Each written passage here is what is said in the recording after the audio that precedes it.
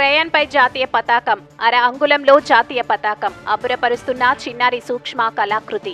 కర్నూలు జిల్లా ఆధోని మండలం అలసందగుంటి జిల్లా పరిషత్ ఉన్నత పాఠశాలలో 8వ తరగతి చదువుతున్న విద్యార్థి పి స్వప్న 76వ గణతంత్ర దినోత్సవాన్ని పురస్కరించుకుని క్రయాన్ పై అర అంగుళం కలిగిన అతి చిన్న సూక్ష్మ కళాకృతిలో జాతీయ పతాకం ఆకృతిని తయారు చేసి అబ్బురపరిచింది. డ్రాయింగ్ ఉపాధ్యాయుడు ఎన్ కీరా ప్రత్యేక శిక్షణతో ఈ సూక్ష్మ కళాకృతిని చేసినట్టు తెలిపింది. క్రయాన్ చాలా సున్నితంగా ఉండటం వలన చేసిన ప్రతిసారి విరిగిపోయేదని 2 రోజులుగా ప్రయత్నం చేసి తయారు చేశానని తెలిపింది. పాఠశాల ప్రధానోపాధ్యాయురాలు గిరిజాదేవి విద్యార్థిని పి స్వప్నని, డ్రాయింగ్ ఉపాధ్యాయుడు ఎన్ కీరాను ప్రత్యేకంగా అభినందించారు. నా పేరు పి స్వప్న. నేను జడ్పీహెచ్ఎస్ అలసందగుంటి స్కూల్లో 8th క్లాస్ చదువుతున్నాను. 76వ గణతంత్ర దినోత్సవాన్ని పురస్కరించుకొని నేను క్రయాన్ పై జాతీయ జెండా ఆకృతిని తయారు చేశాను.